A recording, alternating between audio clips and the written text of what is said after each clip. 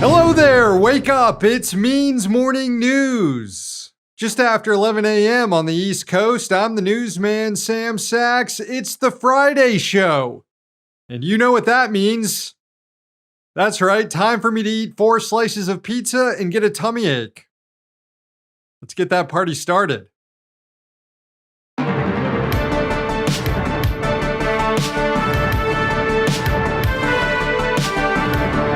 President Joe Biden, a name I haven't heard in a while, issued a statement this week calling on Israel and Hamas to resume ceasefire negotiations and to finalize a deal by August 15th. The statement, which was also signed by the leaders of Egypt and Qatar, says, quote, "There is no further time to waste nor excuses from any party for further delay. It is time to release the hostages, begin the ceasefire, and implement this agreement." The statement, of course, obscures who the main impediment is in ceasefire talks. The Israeli government under Benjamin Netanyahu, who has stated clearly over and over again that the war will not end until Hamas is completely eliminated. That, by definition, is not a ceasefire. Another big problem is Israel keeps trying to assassinate the main ceasefire negotiators for Hamas. Last month, it murdered Hamas's political chief, Ismail Haniyeh, in Iran. Haniyeh had been overseeing negotiations. He's since been replaced by the head of Hamas in the Gaza Strip, Yahya Sinwar, who Israel has been trying to kill since last October, and even before that. The U.S. State Department was asked this week if Israel murdering negotiators is compatible with striking a ceasefire deal, and here's how that went. And today, the Israelis have, it's not a surprise, but very clear that they want to kill him. How does that complicate the process of diplomacy and getting a ceasefire? And is there at least, not a contradiction, at least a tension between trying to kill someone and trying to negotiate a ceasefire? I don't think there is. I really don't think. It's what the secretary said yesterday, obviously, I think is accurate, which is it doesn't really change the situation. Oh, all right. Well, that's good then. I feel a little silly thinking that executing the people you're negotiating with might affect those negotiations. But if the State Department spokesperson says it doesn't change anything, then who am I to disagree? Now, it's easy to ascertain what's behind this latest push by the White House to secure a ceasefire deal by August 15th. The Democratic National Convention is slated to kick off a few days later, and anti-genocide activists are planning to protest the hell out of it. Of course, there is one really effective way for Democrats to push the Israelis to the bargaining table and force them to accept a deal to end the war and save face at the convention. And that's to threaten to place an arms embargo on them if they don't. President Biden doesn't support that, however. And sadly, this week, Vice President Kamala Harris made clear she doesn't support it either.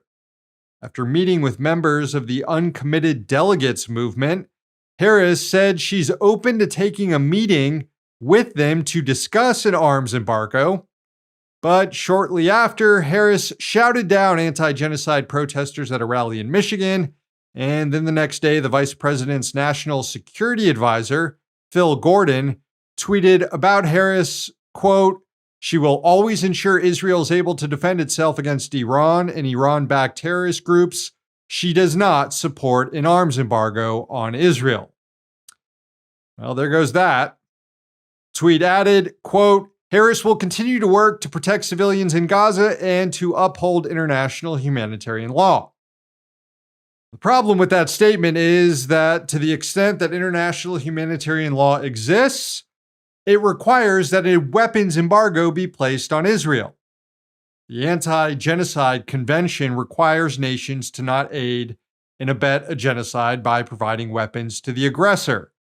The International Court of Justice has ruled that Israel is likely committing a genocide.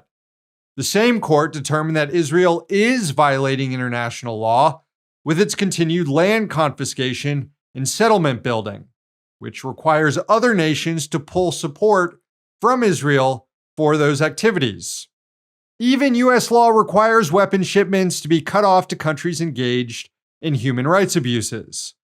And it's now been pretty well documented that aside from the enormous civilian death toll, which suggests rampant war crimes, the Israelis are also running a network of rape and torture centers that they're subjecting Palestinian detainees to.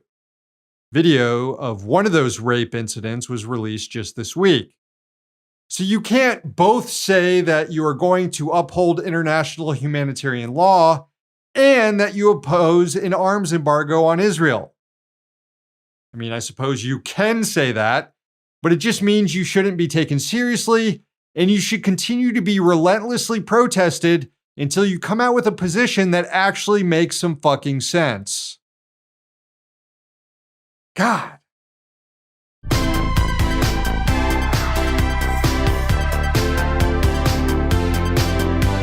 The AFL-CIO released its annual executive pay report this week, showing that earnings of CEOs continue to grow at a faster pace than their workers' wages.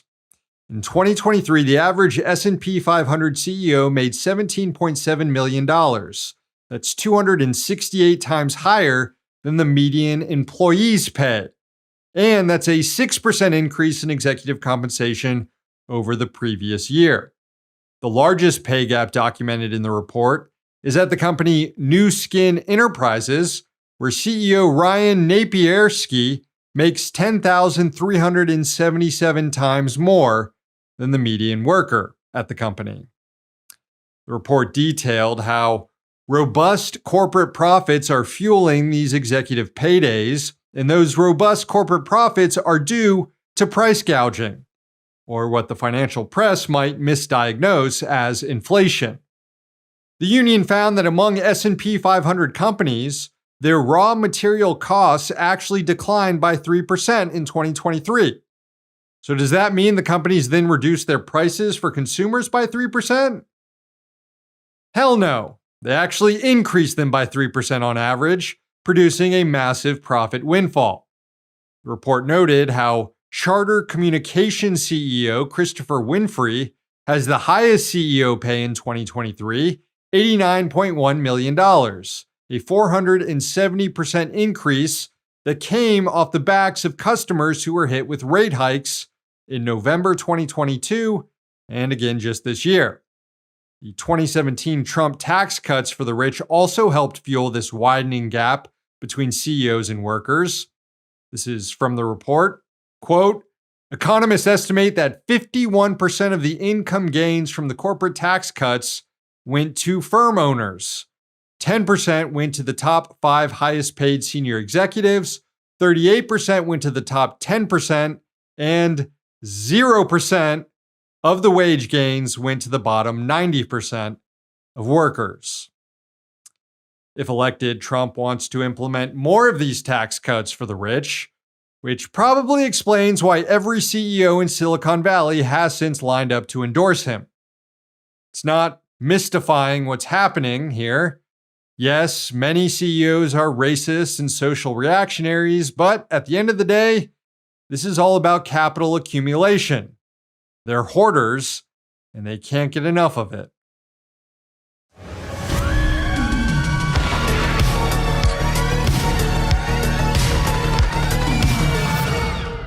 NASA is still not sure how it's going to bring home 2 astronauts who are stuck on the International Space Station after their ship sprung a hydrogen leak and its thrusters malfunctioned.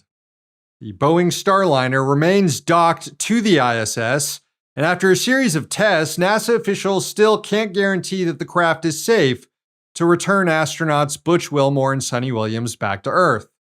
The two piloted the inaugural crewed mission for Starliner, which was only supposed to last a little more than a week.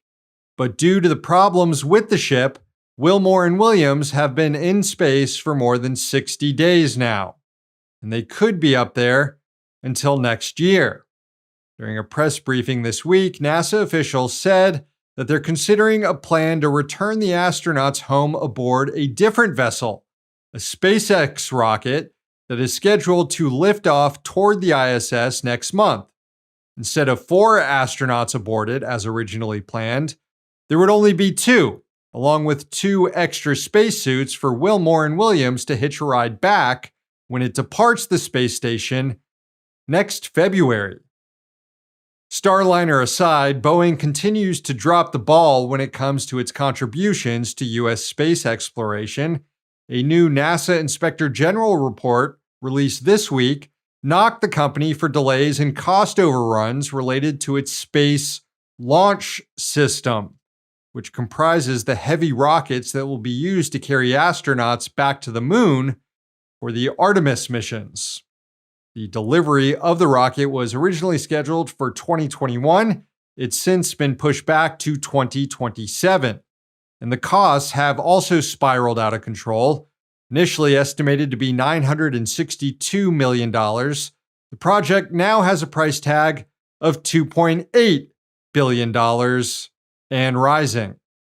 The Inspector General's report states that Boeing's quality control programs don't meet NASA's standards, and that, quote, Boeing's process to address deficiencies to date has been ineffective, and the company has generally been non-responsive in taking corrective actions when the same quality control issues reoccur. The report added that these quality control issues are due to a lack of sufficiently trained and experienced engineers working at Boeing.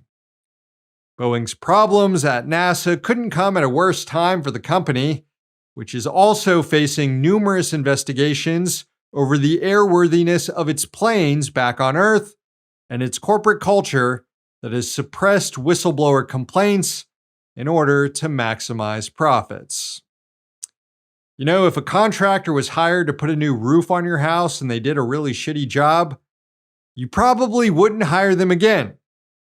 Yet somehow Boeing keeps getting multi-billion-dollar contracts from the US government.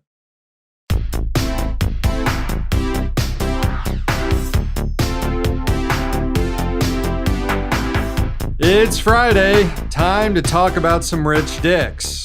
Thanks for all the nominations on social media. Arona is back on the grind, nominating landlords. Michael nominated Jamie Dimon, who is also a landlord. And Gormances nominated the International Olympic Committee for refusing to ban Israel from competitions, for implementing a hijab ban, and for allowing a convicted child rapist into the games. We also received Gormances nominations for John Voight, J.K. Rowling, Logan Paul, Elon Musk, and Kamala Harris. Thank you. All of them are very deserving, as usual, but in the end, this week's Rich Dick is Linda Yaccarino.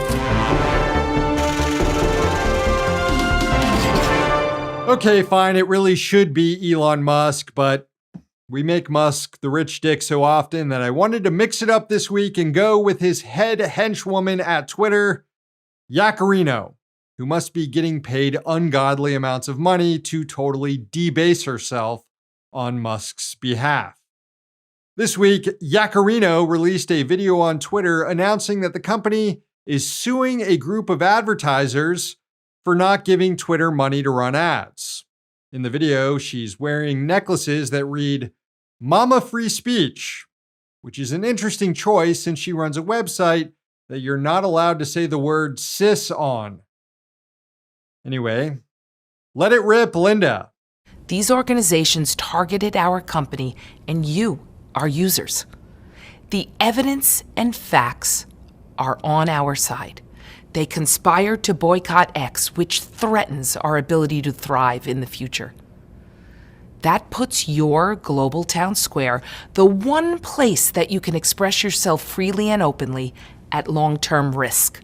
No, that's not true at all. There are plenty of other places I can go online to express myself, and really, Twitter is the place where I feel the worst after expressing myself, because the website is, well, full of Nazis. Also, please don't bring me into this beef with advertisers, since I honestly wish everyone involved in this story would just take a submersible to the bottom of the ocean. But the lawsuit targets a group of companies, including Unilever, CVS, and Mars, that have declined to run ads on the social media site and are members of a coalition of advertisers known as the Global Alliance for Responsible Media. which the lawsuit also names. According to Twitter, the companies are engaged in an illegal boycott, coordinating with each other to deny Twitter advertising revenue. Now, there is indeed a law that prohibits companies from colluding with each other to engage in boycotts. But the point of that law is to prohibit anti-competitive practices. Like, say, if a bunch of pizza shops got together and told a supplier that they would boycott their products unless that supplier agreed to not sell tomato sauce and dough to a separate pizza joint. In that case, the boycott is an attempt to put a competitor out of business and is thus illegal. That's not at all what's happening here, though, in which companies that aren't competitors have all made the same decision to not advertise on Twitter, mainly because it's not safe for them to do so anymore. Since Musk took over Twitter, there's a real risk that advertising on the website could lead to your brand's logo popping up next to neo-Nazi posts, next to child sexual assault material, or next to a porn bot. Also, generally, there's a First Amendment exception to the law, meaning that if companies are engaged in boycotts to protest a social cause and not to gain a competitive advantage in the market, well, then that's allowed. Of course, another major reason that companies don't want to advertise on Twitter, and a reason that Yaccarino refuses to acknowledge, is because her boss is a piece of shit that nobody wants to do business with. Major problem with Twitter's case here is Musk's own public comments, particularly last year when he said this to companies that don't want to advertise on his platform. There was all of the criticism. There was advertisers leaving. We talked to Bob Iger today. I hope they stop. You hope? Don't advertise. You don't want them to advertise? No. What do you mean? If somebody's going to try to blackmail me with advertising, blackmail me with money, go f*** yourself. But Go f*** yourself. Is that clear? Are companies not advertising on Twitter due to illegal collusion? Or is it because Elon Musk told them all to go fuck themselves? It's a mystery.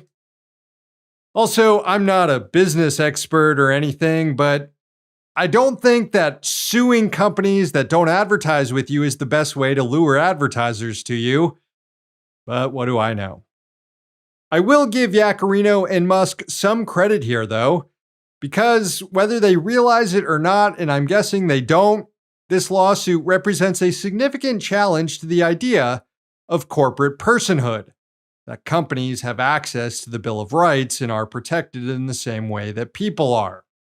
That principle underpins a lot of problems in our electoral system by allowing corporations to spend unlimited amounts of money in our election because they too have free speech rights. A decision that companies actually don't have the right to organize with each other to engage in a First Amendment protected boycott against a company like Twitter could be a critical blow to corporate personhood, which would be great. But that's why this lawsuit is ultimately destined to fail. In the end, this is just Elon Musk, the richest man in the world, and his subordinate, the very well-paid Linda Yaccarino, pretending to be victims of some conspiracy when the true cause of their company's financial woes is themselves. And so, for ruining the website I used to have so much fun on and then blaming everybody else but yourself and your boss, Elon, Linda Yaccarino, Mama Free Speech, you are this week's rich dick.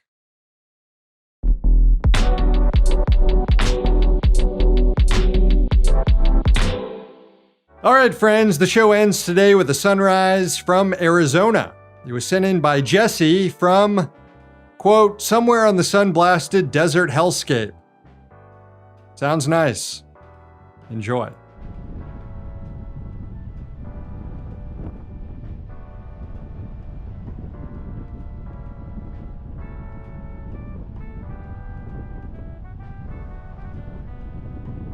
Thank you, Jesse. Show's over. Thanks for watching, and thanks to the team behind the scenes.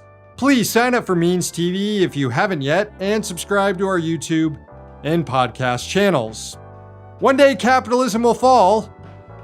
Until then, we're going to be right here. See you next week.